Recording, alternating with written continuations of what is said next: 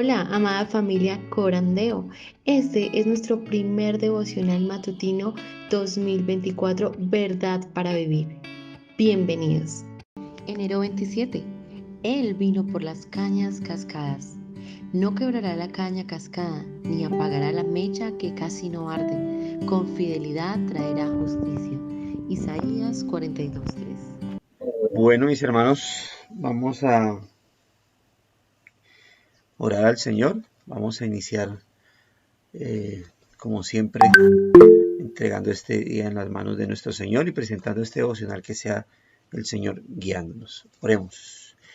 Padre bondadoso, buenos días y una vez más muchas gracias, Señor, porque como procuro, Señor, en mis oraciones y de seguro en las de algunos estar contigo será muchísimo mejor siempre. Pero te ha placido que una vez más, Señor, podamos despertar en este mundo y seguir experimentando la gracia, la misericordia y la bondad tuya de esta parte de la vida, Señor. Podamos seguir disfrutando de tu perdón, podamos seguir disfrutando de tu benevolencia, podamos seguir disfrutando, Señor, de tus gracias. Por eso estamos aquí, Señor. Agradecidos, Dios, y gracias por este buen tiempo que podemos tener en familia, Señor, la familia de la fe. Gracias por este buen tiempo en el cual podemos acercarnos, Señor, una vez más ante tu maravilloso, ante tu glorioso trono de gracia, para seguir disfrutando, Señor, de estas misericordias que cada mañana nos las concedes nuevas, Señor, que no hemos abierto nuestros ojos y ya tú las estás concediendo, Señor, que nunca habrá un momento en el cual nos levantemos antes que tú para pedir esas nuevas misericordias, para reclamar esas nuevas misericordias, que más bien la razón por la cual abrimos nuestros ojos, que más bien la razón por la cual podemos despertarnos una vez más, Señor, es por esas misericordias que nos concedes. Y aquí estamos, Dios mío, agradecidos, Señor. Agradecido, Dios de la gloria, de que nos concedas poder estar acá junto con mis hermanos, Señor. Gracias, oh Dios de la gloria, porque puedo, aparte de estar con mis hermanos de la iglesia, Señor, del Espinal, de la iglesia de Girardot, Señor. Gracias por esos otros hermanos con los cuales podemos compartir, podemos, Señor, disfrutar desde la distancia, podemos, que aunque no estamos juntos, como lo hemos expresado en muchas ocasiones, juntos en cuanto a la parte física, lo estamos en la parte espiritual, Señor, unánimes, en armonía, Dios. Y esto será así, Señor, con muchos, hasta cuando tú nos llames, Señor, ante tu presencia y mucho más de manera perfecta, cuando todos estemos delante de ti, Señor, glorificados, Señor, cuando hayas venido a reunir a tu iglesia, Señor, por toda la eternidad. Te agradecemos, oh Dios de la gloria, el que podamos, Señor, entonces poder estar delante de tu presencia así, de esta manera, unidos virtualmente, Señor, en unanimidad virtual, Señor, porque tenemos un mismo sentir, tenemos un mismo propósito, tenemos un mismo anhelo y es disfrutar de ti, Señor, es llenarnos de ti, es cada día crecer en ti, Señor, como tu palabra lo expresa, Señor, y es que el pámpano no puede llevar frutos si no está adherido a la vid. Nosotros queremos y buscamos mantener adheridos a la vid nuestra, que eres tú, Señor Jesucristo. Y por eso aquí está nuestra vida. Y qué bueno que podamos usar estos devocionales que se han empezado, Señor, desde el 1 de enero, como un trampolín, como una motivación, Señor, para poder seguir creciendo en ti cada día, para seguir disfrutando de esos medios de gracia y poder cada día, Señor, estar madurando y siendo capacitados en este caminar. Queremos también, Señor, como procuro dirigirlo, Señor, siempre y como debemos hacerlo, colocarnos a cuentas contigo, Señor, pedir perdón por nuestros pecados y pedir perdón, Señor, por nuestras maldades, por nuestros malos pensamientos, nuestras malas palabras, nuestras malas decisiones, especialmente, Señor, o particularmente aquellas por las cuales hemos pedido perdón, Señor.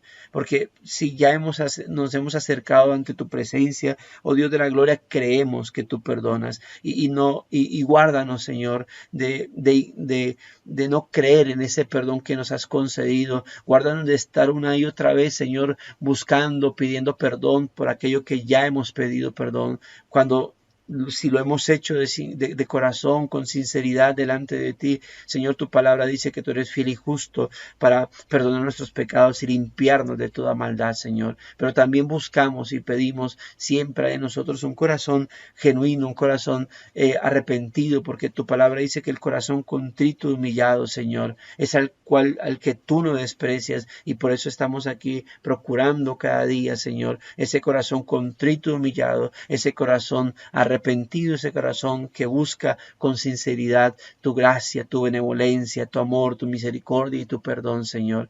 Pero también esa fortaleza para que, además de reconocer los pecados y pedir perdón por ellos, podamos también, Señor, cada día batallar, pelear la buena batalla, Señor, y cada día buscar agradarte en todo, en pensamiento, en palabra, en sentimientos, en decisiones, en acciones. Podamos siempre procurar y buscar tu bendita benevolencia y tu fortaleza, y podamos cada día caminar de tal manera que Cristo cada día sea moldeado en nuestra vida. Pues tu palabra dice que para eso fuimos elegidos y predestinados, para que Cristo sea formado en nosotros, Señor, y rogamos que cada día eso pase, Señor, pues es la manera en cómo vivimos para tu gloria, en cómo vivimos para tu honra, bendito Dios. Gracias por este buen tiempo entonces que podemos tener delante de tu presencia, para la gloria y honra de tu nombre.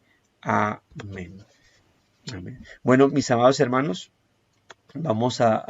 hoy nos corresponde la lectura de enero 27, bajo el título El vino por las cañas cascadas. Así que si algún hermano quiere hacer la lectura del devocional, bien pueda levantar su mano y poder hacerla.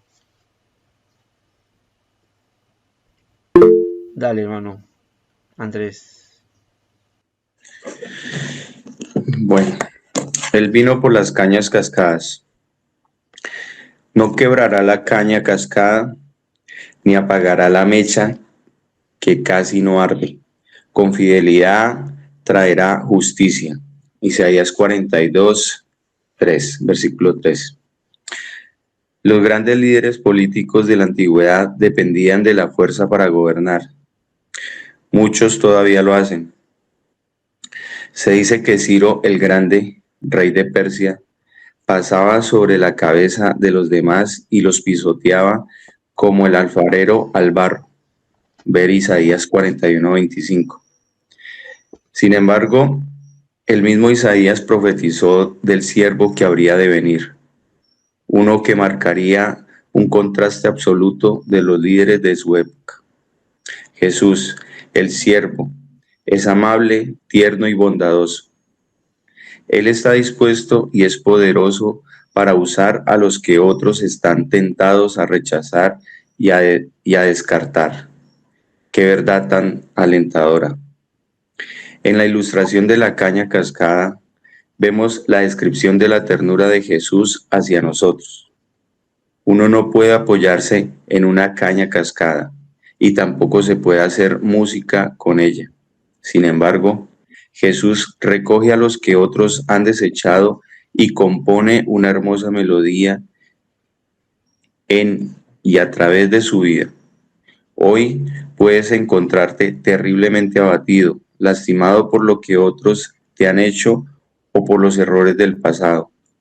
Quizás te has visto tentado a creer que estás roto y que no sirves para nada. Sin embargo, hay una noticia gloriosa para ti. El siervo levanta las cañas cascadas y lo hace con cuidado. Jesús también utiliza las mechas que casi no arden. Él no las apaga. En cambio, toma esa titilante llamita y la convierte en una luz brillante.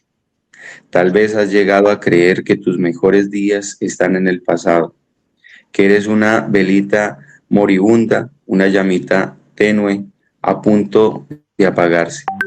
Te dices a ti mismo que si no has logrado descifrar tu experiencia para este momento, probablemente ya no tengas ninguna esperanza. No obstante, una vez más, hay buenas noticias. Las mechas que casi no arden hallan esperanza en este siervo que vino a encenderlas de nuevo. Jesús está plenamente interesado en que los que no tienen nombre en las cañas cascadas, en las mechas que casi no arden, Él las redime y las usa para alumbrar al mundo y y para la alabanza de su nombre. En verdad, de una u otra manera, todos somos cañas cascadas y mechas que casi no arden.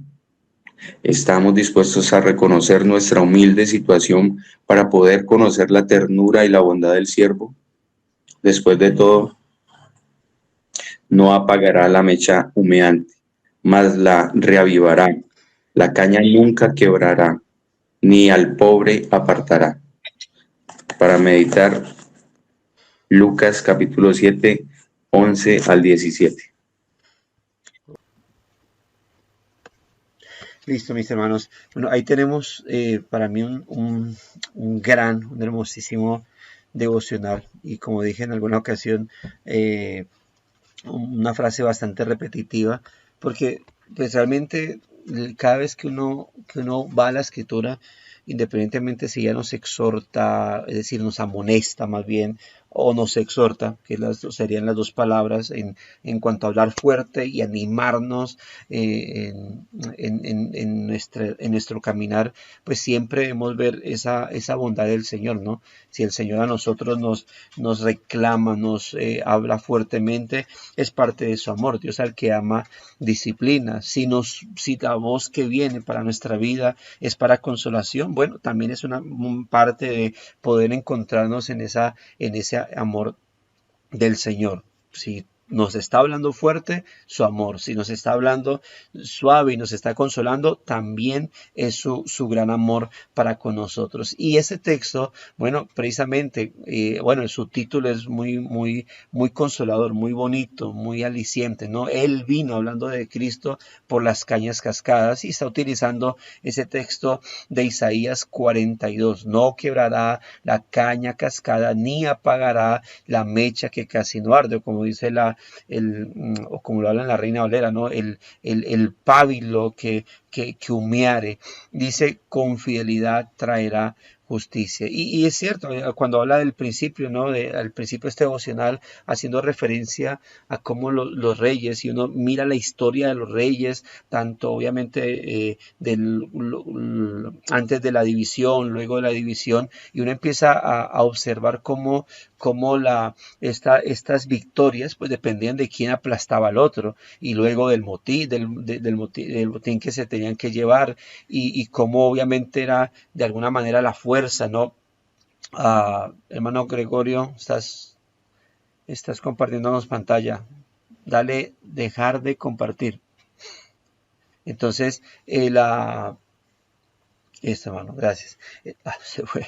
Entonces, nos muestra cómo dependían de esa fuerza, ¿no? Y es lo que esperaba. Por eso cuando Cristo llegó a Jerusalén y se presentaba como el Mesías, una de las razones por las cuales empezaron a rechazarlo fue precisamente por eso, ¿no? Porque no mostraba ser ese rey o ese Mesías que para ellos supuestamente iba a llegar, ¿no? Con mano fuerte, con mano poderosa para aplastar al enemigo, al imperio que estaba en ese momento dominándolos. Cuando viene la entrada a Jerusalén, pues ellos esperaban que en la entrada triunfal del Mesías a Jerusalén, y donde pues todo apuntaba que ya era el Mesías, que sí era el Mesías y que hacía obras, pues en la entrada triunfal ellos esperaban un hombre, un rey, con un gran hombre con una espada desenvainada, montado en un gran caballo y con su gran ejército detrás de ellos. ¿Y qué se encuentran? Pues se encuentran a un hombre a pie, montado en un pollino, en un burrito ahí, en el burrito sabanero, como dice el villancico, y su gran ejército de 12 hombres a pie. Ya, y ellos dirían, pero ¿y este quién es? Y fue la pregunta.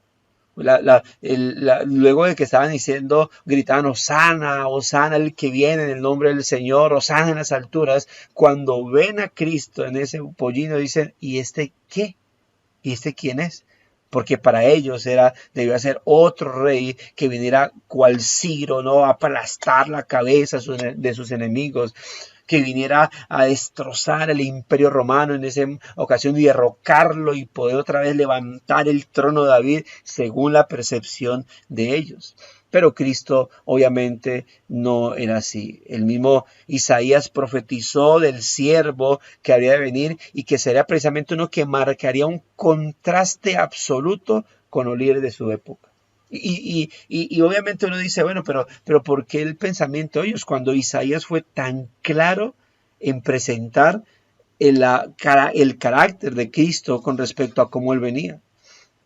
Él venía como ese siervo amable, tierno y bondadoso. Incluso Isaías claramente muestra a no un ungido, no un Mesías que venía a imponerse, sino a alguien experimentado en quebranto, a alguien que, como lo dice Isaías 53, ¿no? Que a alguien como al cordero sería llevado al matadero y no abriría su boca, a alguien que experimentaría quebranto, a alguien que se dejaría golpear y maltratar prácticamente por sus enemigos. Alguien que antes cargaría el pecado de los demás y sufriría por causa de ellos. Pero que el Señor lo exaltaría, que el Señor lo levantaría, que el Señor lo recompensaría, pero no lo recompensaría con reinos, sino con almas por las cuales él estaba sufriendo, tal cual como lo dice Isaías capítulo 53. Un hombre amable, tierno, bondadoso, sufrido. Él está dispuesto y es poderoso para usar a los que otros están tentados a rechazar y a descartar. Y por eso note que ese siempre fue el mensaje del Señor. Cuando Él viene y dice, yo no he venido a llamar a justos al arrepentimiento, sino a pecadores. Vino a sentarse en medio de los publicanos, de los pecadores, de las prostitutas, pero obviamente con el objetivo de ¿qué? De traer restauración, de traer salvación a la vida de ellos. Y cuando la Biblia dice que él no vino a llamar a justos al arrepentimiento, no es que hubiesen justos que no necesitaran del Mesías. Es como él estaba diciendo, bueno, yo vine, si ustedes se creen justos, yo no vine por ustedes. Si ustedes se creen lo mejor, pues yo para ustedes no vine, pero yo vine para el necesitado. Y vino a sentarse por eso con esas personas. Ahora, es de clarificar, ¿no? Porque hay mucha gente que quiere justificar su comportamiento, quiere justificar su pecaminosa vida al decir, Cristo no vino a criticar, Cristo vino a sentarse con publicanos y compartió con pecadores y prostitutas, así que el Señor nos ama tal cual somos y nos acepta tal cual somos. Y eso es falso. Cuando Cristo vino a sentarse con publicanos, con pecadores, con prostitutas, vino para presentarse a sí mismo a ellos como el Salvador y como aquel que pudiese cambiar sus vidas. Tal como incluso el Señor en Lucas capítulo 4 cita, estando en medio de una sinagoga, toma el rollo de Isaías, el que conocemos como capítulo 61, y lo lee, ¿no? Ante ellos. Él vino a dar libertad a los cautivos, a sanar a los quebrantados de corazón, a dar vista a los ciegos, a sacar a los presos de la cárcel.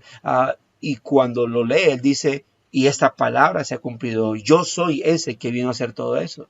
Yo soy ese que vino a dar una liberación genuina.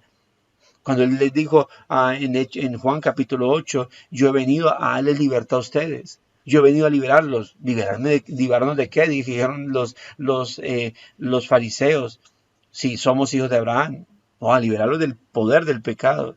Porque si ustedes fueran realmente genuinos, espiritualmente genuinos hijos de Abraham, no quisieran matarme, no quisieran estar siguiendo su propio pecado. No estarían dominados por su propia maldad. Pero de eso vino a librarlos. Así que obviamente note cómo la Biblia nos muestra y está en conexión sin duda alguna con lo que Isaías, con lo que el Antiguo Testamento nos muestra acerca de lo que es el Mesías. Solo que Israel en su pensamiento humanista pues esperaba otra cosa. Esperaba guerra, esperaba como siempre un estilo David que viniera a establecer un reino y acabar con todos. pero él sí venía a acabar con los enemigos de Dios, pero no necesariamente en ese caso la humanidad, sino aquello que es espiritual y que estaba trayendo una subyugación mucho más fuerte.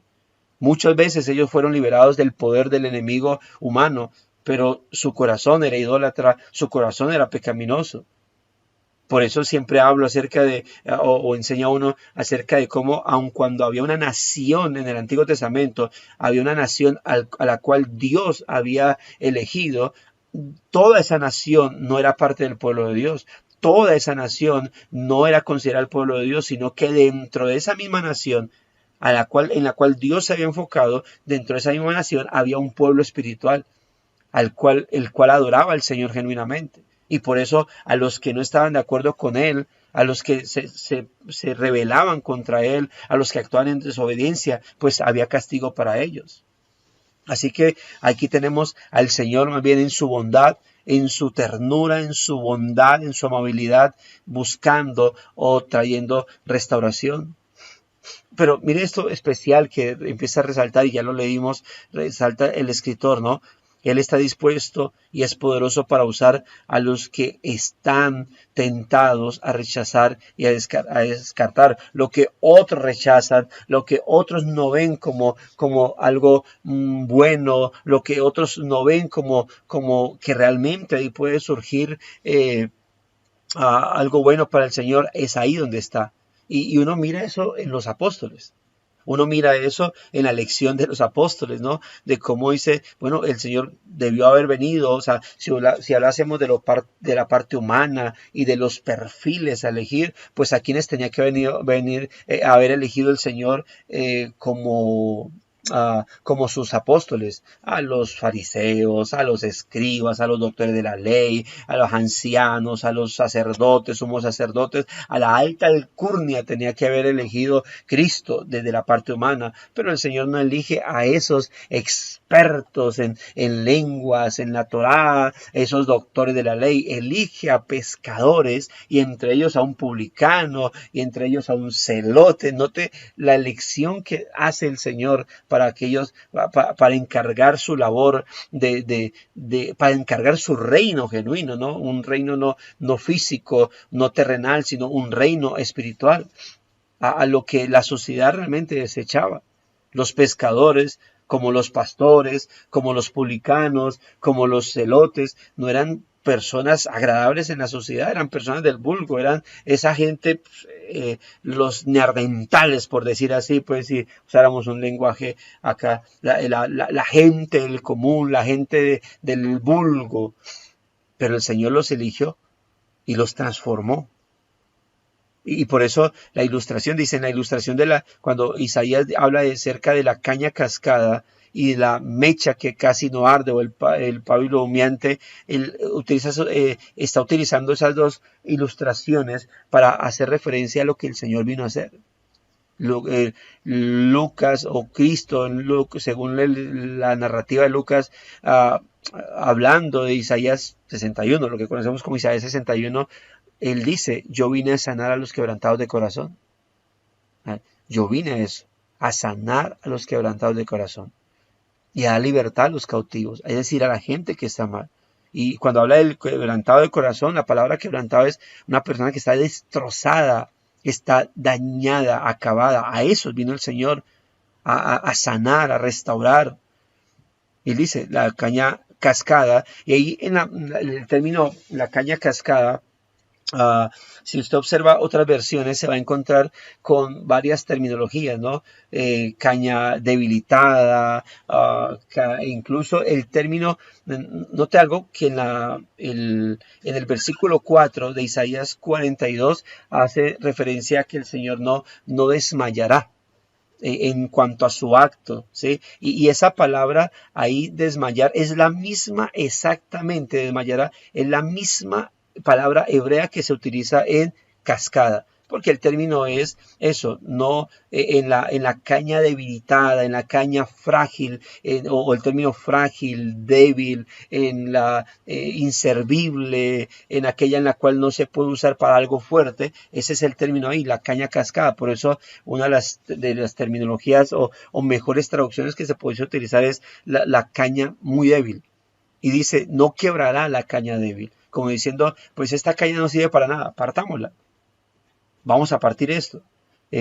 Si uno va a botar basura y hay palos por ahí, o los ganchos estos de plástico que se van debilitando y por ahí se parten, ¿qué hace uno cuando va a botar? Uno empieza a partir y a partir y a partir y a partir, o los mismos palos, estos palos vamos a botarlos, vamos a partirlos. Y dice, el Señor no va a partir, no va a quebrar la caña debilitada, no la va a quebrar. Él dice aquí, bueno, vemos la descripción de la ternura de Jesús hacia nosotros. Uno no puede apoyarse en una caña cascada y tampoco se puede hacer música con ella. Parece ser que hace referencia a que se usaba con esa caña, pues algún instrumento musical, ese instrumento de viento.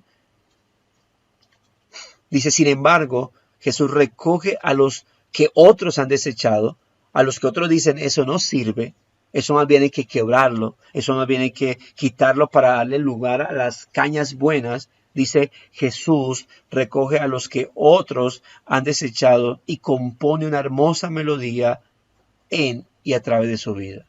Hoy, hermanos, hoy puedes, bueno, y eso recordemos, ya hemos hablado, ¿no? En varias ocasiones, por eso menciono que estos devocionales nos llevan a ser muy repetitivos en lo que podemos hablar, ¿no?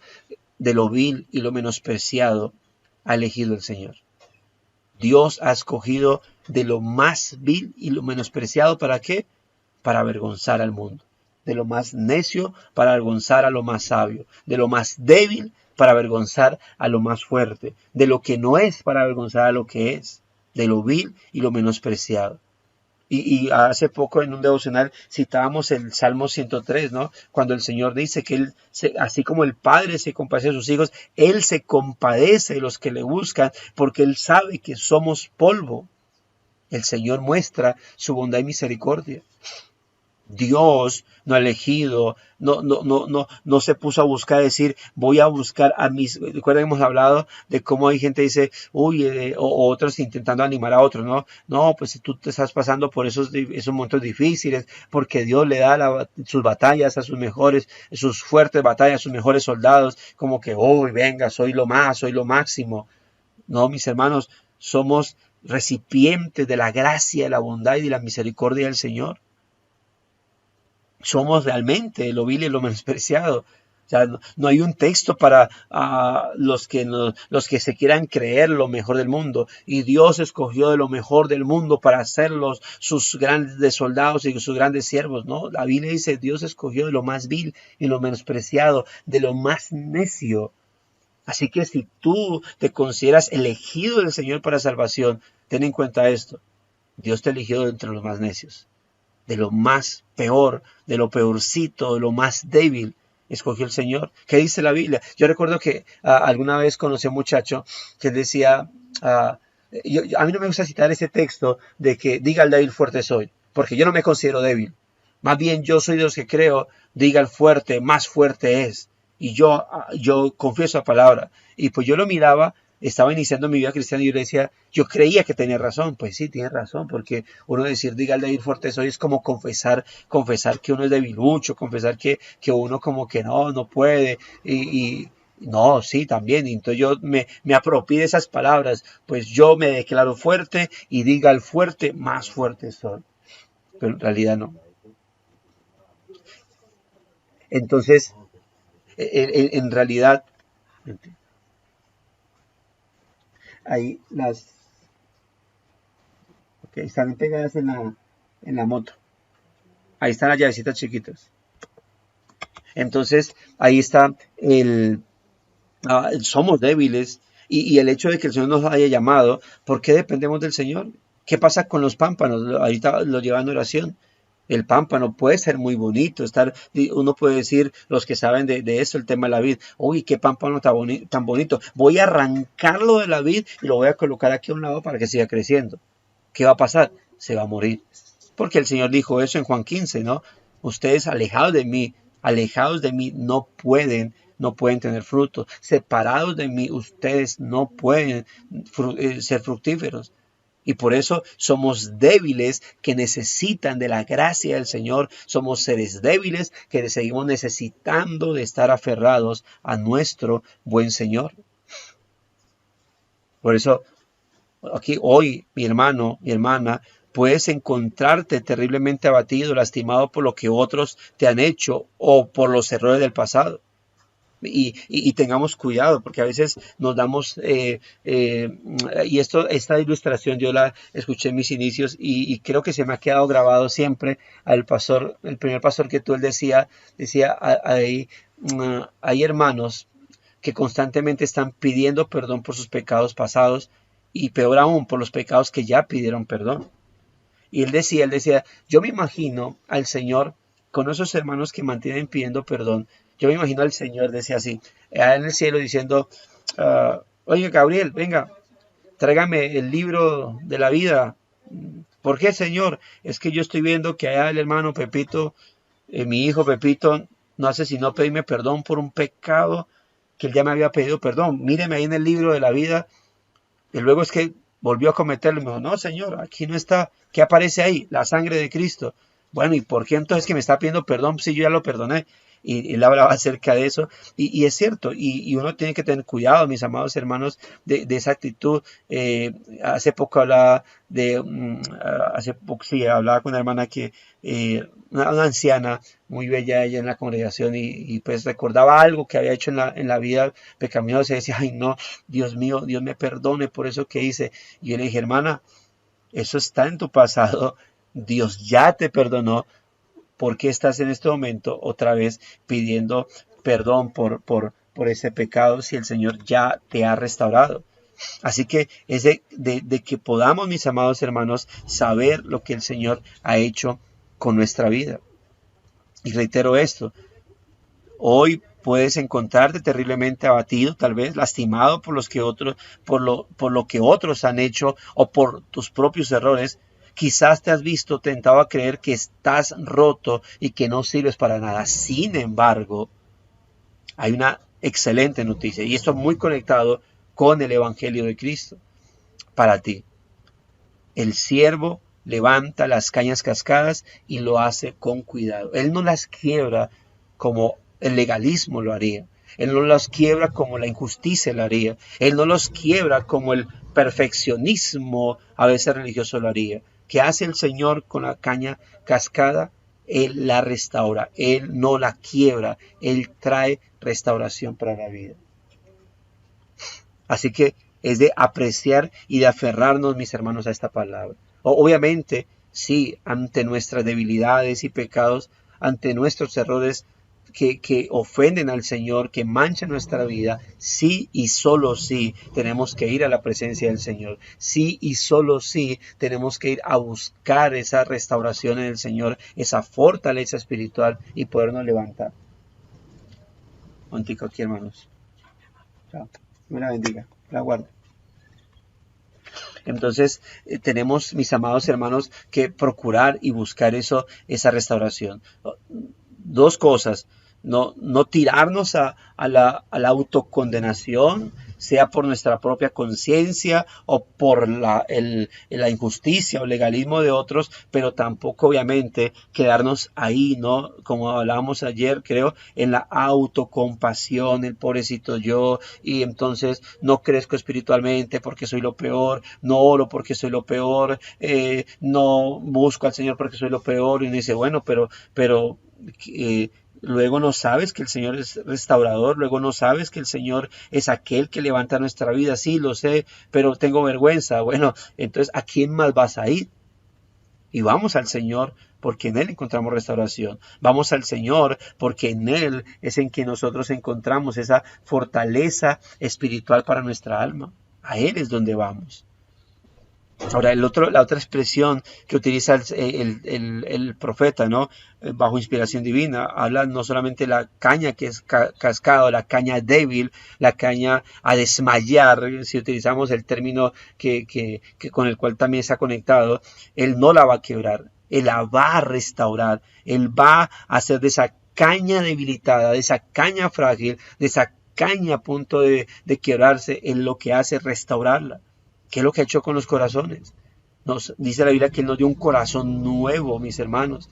Él vino a sanar a los triturados, a los destrozados de corazón, a dar vista a los ciegos, a predicar el Evangelio a los pobres, a los incapacitados para obtener cualquier beneficio por sí mismos. El Señor vino a ellos, es decir, a nosotros, mis hermanos. Luego dice, Jesús también utiliza esa expresión, la mecha que casi no arde, ¿no? El pábilo humeante, como dice la Reina Valera, o la mecha que casi no arde, que pareciese que está a punto de apagarse. Dice aquí el escritor, Él no las apaga, Él no las apaga. Como si fácilmente alguien pudiese decir, no, eso no está dando casi luz, apaguémosla y botémosla, busquemos otra. Él no las apaga. Él, en cambio, ¿qué hace? Toma esa titilante llamita, dice aquí, y la convierte en una luz brillante. Ahora pensemos en esto. Nosotros, antes de Cristo, ni siquiera, mis hermanos, alumbramos y nos dio luz. Ahora, puede ser que nuestra vida espiritual, por nuestros descuidos espirituales, por nuestra poca vida espiritual, pues ¿qué terminamos haciendo? Decayendo espiritualmente. Y cuando alguien decae espiritualmente, es como esa llama que se está apagando. Cuando tú decaes espiritualmente, cuando pecas y te hundes en tu pecado, en vez de ir a la gracia divina, en vez de ir a la presencia del Señor a buscar restauración, pues eres como una llamita como que se está apagando. Eres como una mecha aquí, como dice la Biblia de las Américas, una mecha que casi no arde. Eres como el carbón que estando en medio de la brasa está encendido y luego que se acaba y empieza a apagarse. Eres así. Pero el Señor, ante eso, mi hermano, no viene a acabarte de apagar. Al contrario, Él viene a restaurarte. Dice, tal vez has llegado a creer que tus mejores días están en el pasado, que eres una velita moribunda, una llama tenue a punto de apagarse. Alguna vez un predicador hablaba del hermanito Abba. Y ese hermanito Abba, sí, ese hermanito que no hace sino decir, yo ayunaba, yo oraba, yo alababa, yo meditaba. Decía, pero hay que salir de ahí. Y debemos tener cuidado con eso. No, yo antes sí tenía mucha devoción. No, yo antes sí. No, si es antes lo hacías, pues hay que volverlo, hay que retomarlo. Hay que volver a encender nuestra vida. Y tal vez estás en esa posición. Te dices a ti mismo que si no has logrado descifrar tu existencia para este momento, probablemente ya no tengas ninguna esperanza. Nosotros hablamos y enseñamos la doctrina de la elección, ¿no? Y a veces surge la pregunta, ¿yo cómo sé si soy elegido? Y bueno, pues, ¿tú qué quieres hacer? ¿Quieres irte para el mundo, a revolcarte en el mundo? ¿O quieres amar al Señor y buscarlo? ¿Quieres crecer en Él? Sí, claro, bueno, mientras tú desees amar al Señor, mientras tú anheles vivir para Él, descansa en ello. Y cuando estás desanimado, cuando estás decaído, si en medio de tu decadencia tú dices, yo estoy mal, reconozco que estoy mal, no quiero apartarme, quiero buscar restauración, uno dice, bueno, mira, eso es parte de todo eso. Cuando pecas, ¿cómo te sientes? Cuando peco, no, hay gente dice, cuando peco me siento miserable. Bueno, y cuando pecas, no te pregunto qué te motiva a pecar, porque obviamente es tu concupiscencia, ¿no? Es tu inclinación, y no te voy a decir que el que no peca, pues lo hace con gusto, si no, no lo hiciera. Pero pregunto, cuando pecas, ¿cómo te sientes? ¿Te sientes miserable? ¿Te sientes realmente inmundo? Porque es el engaño del pecado, que mientras vas a pecar te hace sentir como agradable, pero cuando has pecado, obviamente te sientes miserable. Pero la pregunta es, ¿tú cómo te sientes? Porque si me dices, me siento de maravilla y quiero seguir haciéndolo, yo digo, es preocupante, porque cuando yo veo una persona que ha profesado cristianismo, que está pecando y como que no quiere salir de ahí, uno dice una de dos cosas. O este es un cristiano que nació de nuevo y por su descuido espiritual entró en esa etapa, o dos, es una persona que profesaba cristianismo, pero no era creyente, es decir, no era regenerado. Y puede pasar una de dos cosas. Al final, recordemos, hermanos, que lamentablemente muchos saldrán de nosotros porque no son de nosotros. Yo he dicho a la iglesia, cuando una persona se ha apartado, cuando una persona que venía a nuestra congregación y lo vimos y lo tratamos con hermanos se ha apartado, pues uno dice, todos añoramos que al final todos los que se han ido vuelvan porque son hermanos que cayeron. Pero tampoco podemos cerrarnos a la triste y dura idea de que muchos de esos que se fueron no volverán porque sencillamente no eran de nosotros. ¿Qué es lo que tenemos que hacer nosotros? Sino obviamente estar ahí perseverando en el Señor. ¿Qué debes hacer tú? No, yo no puedo quedarme en mi autocompasión. Sí, soy el peor de los cristianos. Sí, soy el peor. Sí, soy el más pecador de todos. Sí, yo soy esto. No merezco. Sí, hermano, si por no merecer estamos aquí, si por no merecer es el asunto, ninguno merece nada. Es por eso que hablamos de la gracia y la misericordia del Señor. El solo hecho de decir Dios de gracia, el hecho de hablar de la salvación por gracia, ya estamos diciendo que es algo que se nos regaló, que no ganamos, que se nos regaló. Y cuando uno dice gracia y luego dice misericordia, ¿qué es misericordia? Sino el hecho de que Dios no ha querido hacer con nosotros lo que nosotros debiésemos recibir, castigo. Algunos han escuchado de pronto el término, el juego de palabras entre gracia y misericordia.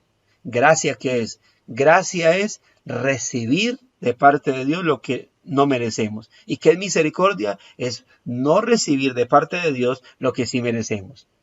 Por gracia, ¿qué recibimos de parte de Dios que no merecemos? Su salvación, su perdón, su adopción.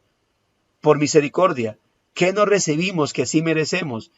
No recibimos castigo, no vamos a recibir el infierno, eso lo merecemos. Note el juego de palabras entre gracia y misericordia. Así que si vamos a darnos golpes de pecho, es que no merezco su amor. Nadie merece su amor, nadie lo merece. Y por eso, cuando le decía, cuando un hermano o cuando un hijo de Dios que habiendo pecado busca la misericordia o va y pide perdón y luego otra vez pide perdón por el mismo pecado y otra vez y se la pasa todo un mes pidiendo perdón por el mismo pecado, al final eso no creas que se va a ver como ay, Dios diciendo, ay, pobrecito mi hijo, no me cree mi perdón. Eso termina siendo una ofensa para el Señor, porque no estás creyendo en la bondad y en el perdón del Señor, y debemos tener cuidado de ello. Yo note, te dices a ti mismo que si no has logrado descifrar tu existencia para este momento, probablemente ya no tengas ninguna esperanza. No obstante, una vez más, hay buenas noticias, conectado con el Evangelio del Señor. Las mechas que casi no arden, hayan esperanza en ese siervo que vino a encenderlas de nuevo. Mis hermanos, ciertamente, como dice 2 Corintios 1:4, Dios, nuestro Dios, es Dios de toda consolación. Y como ya lo hemos hablado, y usted lo sabe muy bien, hermano, cuando el Señor dijo, no los dejaré huérfanos, les enviaré al otro consolador. Dios, el Dios trino, es Dios de toda consolación. Él, Cristo, el Señor, es Señor de consolación. Y dijo, les enviaré al otro consolador. El Espíritu Santo vino para ayudarnos y consolarnos. Ayudarnos en nuestro caminar cristiano para que obviamente cada día Cristo sea formado en nosotros. El objetivo, el trabajo del Espíritu Santo en nuestra vida es que Cristo sea formado en nuestra vida. Es recordarnos las enseñanzas de Cristo. Y es que Cristo, cada día su carácter se forme en nosotros. Pero también la labor del Espíritu Santo es ser nuestro ayudador. Es decir, es alentarnos ante nuestras caídas. Sabe el Señor que somos polvo. El Señor era muy consciente de a quienes estaba eligiendo, a quienes eligió de la eternidad para salvación. No a los mejores, no a los más santos. Por eso el Señor dijo, yo no vine a llamar a justos al arrepentimiento. Le está diciendo, ustedes se creen justos, para ustedes no es mi ministerio, mi obra de salvación. Es decir, los estaba dejando a su propia ignorancia. ¿Qué le dijo el Señor? Usted no oye mi voz, sencillamente por esto, ustedes no son mis ovejas. Si fueran mis ovejas, oirían mi voz. Mis ovejas oyen mi voz y me siguen, ustedes no son mis ovejas. Los estaba dejando a su propia maldad, a su propia autosuficiencia, a su propia moralidad. Los estaba dejando, pero estaba viniendo por aquellos que sí estaban necesitando de la gracia salvadora, los que reconocían eso. Cuando digo no merezco nada de parte del Señor, nada, no es cierto, tienes razón, no lo mereces, pero disfruta de su gracia, disfruta yendo a Él, disfruta aferrándote a Él. Dice acá, Jesús está plenamente interesado en los que no tienen nombre, en las cañas cascadas, en las mechas que casi no arden, pero está interesado no para escucharle su lamento y su quejido, está interesado para redimirlas, para usarlas, para alumbrar. Dice la Biblia que nosotros somos luminares en este mundo. Piensa en esto. El Señor nos entregó el ministerio de la reconciliación para ir y hablar. Dios no te levantó siendo una llama incluso que no encendía nada, eras en tinieblas, un corazón lleno de maldad, de tinieblas, y te llenó de luz, pero no para poder decir, ay, yo no merezco ser luz. Sí, nadie merece. Ponte donde Dios quiere que estés, encima del mueble, para alumbrar a los que necesitan ser alumbrados. El Señor te redimió, mi hermano, mi hermana, y te usa para alumbrar el mundo. ¿Y todo eso para qué? Como dice Efesios capítulo 1, para la alabanza de su gloria, para la alabanza, para la gloria de su nombre. Para eso el Señor te ha llamado, para eso el Señor te escogió lo más vil y lo menospreciado, a fin de que nadie, dice primera a los Corintios capítulo 1, a fin de que nadie se jacte en su presencia. Que podamos decir, como decía Spurgeon, obviamente hablando acerca de la salvación por obras, decía, nadie, y aún los que han creído esa doctrina, pero han dependido del Señor, no van a ir a la presencia del Señor diciendo, Dios, aquí estoy, gracias, porque gracias a mis obras yo me salvé. Nadie va a hacerlo. Aquí iremos a la presencia del Señor, iremos a su presencia, mis hermanos, para alabanza de su gloria. En verdad, de una u otra manera, todos somos cañas cascadas, todos somos mechas que casi no arden. Estamos dispuestos a reconocer nuestra humilde situación, pero para poder conocer la ternura y la bondad del siervo, de Cristo nuestro Señor. Aquí nadie es el mejor. Lamentablemente, y cuidémoslo de eso, hermanos, porque lamentablemente cuando Dios exalta a unos más que a otros, porque lo hay dones y Dios dio dones para resaltar otros más que otros, pero lamentablemente a veces Dios da dones a unos que pareciese como que esa persona dijese, yo me merecía este don o este lo conseguí yo, y ahora se sobreexalta, y hay que cuidarse de eso, hermano. Cuidémonos de ello. Cuidémonos de no sobreexaltarnos por aquello que Dios nos dio. Creo que leíamos el texto, no sé si ayer, creo, donde dice, ¿qué tenemos que no hayamos recibido? Y si lo has recibido, ¿por qué te jactas como si no lo hubieses recibido? Cuidémonos, hermanos, porque Dios es un Dios de consolación. Entonces, cuidémonos de qué cosas. Cuidémonos de estar autoflagelándonos, ignorando su gracia y misericordia. Es pecado, no es agradable ante Dios que tú estés resaltando tu pecado, tus debilidades, ignorando la benevolencia del Señor.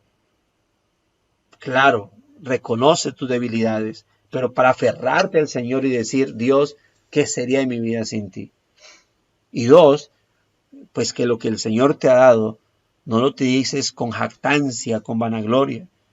Después de todo, no apagará la mecha humeante, mas la reavivará. La caña nunca quebrará, ni el pobre apartará. Y ahí está, note, ahí un texto para meditar, Lucas capítulo 7, 11 al 17, para los que no lo recuerdan y para los que lo recuerdan. Recuerda que el texto habla de los 10 leprosos que el Señor sanó. Y le dijo, vayan y preséntense al sumo sacerdote. Porque obviamente habían sido enviados a cierto lugar porque tenían que apartarse del pueblo. Eran inmundos. Y el Señor los sana y les dice, vayan y preséntense para decir, mire, ahora podemos acercarnos al templo, ya estamos limpios. Pero lo especial, lo que resalta, es que de esos 10 leprosos, a los cuales el Señor manda a presentarse ante el sacerdote, había uno que no era de nacionalidad judía, sino que había sido, por decir así, judaizado, es decir, de esos extranjeros que según la escritura dice que para ellos, si ellos querían ser partícipe de los beneficios, pues tenían que circuncidarse y hacer los ritos y poder ser parte del pueblo de Dios, aun cuando era de otra nación. Y dice que cuando fueron, uno de esos leprosos se volvió a agradecer al Señor. Y el Señor dice, ¿y dónde están los otros 9? ¿Solo este extranjero vino? ¿Se acuerda? Es muy similar a la parábola del samaritano, donde el Señor dice el sacerdote, el levita, pero llegó el samaritano y restauró a este. Bueno, note lo que está haciendo el Señor. Y nosotros, mis hermanos, éramos leprosos. Somos esos leprosos extranjeros que el Señor también sanó, al igual. Él vino a los suyos, ¿no? Él vino a la redención de aquellos elegidos, pero los suyos no le recibieron. Pero aquí está el pueblo gentil. Somos gentiles, que éramos leprosos y el Señor limpió para que estuviésemos delante de la presencia del Señor. Ni siquiera delante de un sumo sacerdote o un hombre. Fuimos leprosos por causa del pecado. Una lepra peor que la lepra física. Éramos leprosos, podridos, muertos en delitos y pecados, totalmente rechazados de la presencia del Señor. Y el Señor vino a limpiar nuestra vida. Hermano, no puedes, no debes rechazar la gracia, no puedes menospreciar la bondad de Dios sobre tu vida por estar prestando la atención a lo que otros dicen o por estar prestando la atención a ti mismo en tu autocondenación o por estar prestando la atención a el enemigo que o te habla directamente o te habla a través de otros y te menosprecia, buscando el condenarte, el menospreciarte, el apabullarme, el ensimismarme y el hundirme en mi autocompasión, ignorando la gracia y la bondad y la consolación y la misericordia del Señor. Eso no está bien. Terminas añadiendo más pecado a tu vida. El Señor es Dios de restauración, es Dios de consolación, Dios de bondad, Dios de misericordia, Dios de amor. Pero eso, ¿con qué objetivo? No con el objetivo de llenarnos de cinismo, decir, qué bonito, sigamos pecando. No, todas esas bondades, todas esas benevolencias, todas esas bendiciones en Cristo Jesús, ¿es para qué? Para aferrarnos más y más a nuestro buen Señor, mis hermanos. Ahí tenemos el devocional, ahí unos comentarios que tienen que ver con el devocional, quiero leerlos. Bueno, de nuestro hermano Carlos dice, frente a Dios todos somos nada. ¿Quién puede pararse frente a Dios? Insensatos, ignorantes seremos si ante su inconmensurable grandeza creemos ser algo. Si en algo podemos gloriarnos, será en nuestra debilidad e incompetencia, como incluso lo decía el apóstol Pablo, ¿no? Solo su gracia y misericordia y su amor nos ha levantado. Todo es por Él, en Él y para Él. Gracias por ese comentario, mi hermano. Vamos a orar al Señor. Bueno, si alguien, incluso le pregunto al hermano Carlos si quisiera dirigirnos en esta oración para con base a este devocional y luego si alguno tiene algún aporte o alguna inquietud, pues puede expresarla. Pero primero oremos a nuestro Señor. Quisiera, hermano Carlos, dirigirnos en esta oración. Amén. Gracias. Okay. Padre Santo, en este día, Señor, que estamos iniciando, te damos gracias por tu presencia. Amén. Por ser, Señor, tú quien nos el camino y nos hace entender quiénes somos, Señor. No éramos nada, mi buen Dios, y solo tu gracia y tu misericordia nos ha dado valor y hemos conocido, Señor, que solo tú con tu tierno amor, con tu misericordia, con tu gracia nos has levantado y nos has hecho indignos, Señor, para muchos, pero dignos ante ti, Señor, porque tú eres muy grande, Señor, porque solo podremos reconocer, Señor, que es tu gracia y tu misericordia la que ha hecho posible, Señor, que estemos en pie y que podamos glorificarte y exaltarte, amado Dios. Tú te compadeces de todos aquellos que estamos afligidos, que estamos necesitados, que no somos pobres de espíritu, Señor. Nos has dado tu mano poderosa y nos has mostrado tu maravilloso reino, Señor. Te damos gracias, amado Dios, y oramos por todos aquellos, Señor, que hoy también, por alguna causa, Señor, se sienten apaleados y que tú, Señor, con tu misericordia y tu gracia los vas a levantar, Señor. Ayúdanos a ser aquellos embajadores, Señor, que reflejamos tu amor y que podamos también hacer, Señor, que con nuestros actos tengamos misericordia de todos los que hoy están en esta situación, Señor. Danos gracia, danos de tu amor, danos de tu Santo Espíritu, Señor, cada día para que podamos reflejarte, Señor. Te damos gracias y ponemos este día, Señor, en tus manos. En el nombre de Jesús. Amén. Amén. Les recuerdo antes de eso, mis hermanos, la lectura que se está llevando a cabo es Isaías, capítulo 17, hoy corresponde capítulo 17, 18 y 19, y Marcos, la lectura de Marcos, capítulo 5, versículo 1 al 20, ¿no? Ahí está la lectura de la Biblia en un año que se está llevando a cabo. No sé, la hermana Paola va a mencionar algo o... Ok, bueno, amados hermanos, mañana Dios mediante estaremos ahí nuevamente en el Señor para que sigamos los hermanos que quieran conectarse, que deseen seguir participando de estos buenos momentos, pues podamos entonces seguir ahí en este tiempo devocional y todo para la gloria del Señor y buscando ese crecimiento, ¿no? Mis hermanos, gracias y paz a sus vidas, el Señor les continúe bendiciendo. Nos veremos prontamente por estos medios. Gracias y paz, mis hermanos. Hasta pronto, muchas gracias.